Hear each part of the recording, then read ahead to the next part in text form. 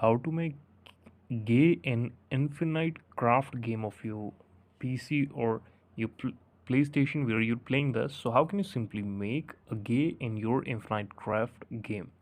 For this, what we need to do is I have all the steps written for you here that how can you simply make a gay in infinite craft game.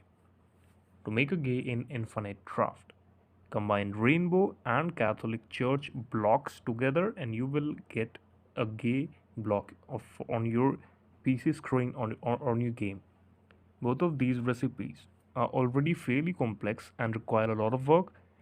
So you can see that this is the main thing that how can you just add the block and create a new block from them. You have to start from the earth plus wind is equal to dust, create a life, and then simply add the block of Rainbow and Catholic Church to form a gay. This is the video. Thank you so much for watching it. Please subscribe our channel for watching more technical videos like this.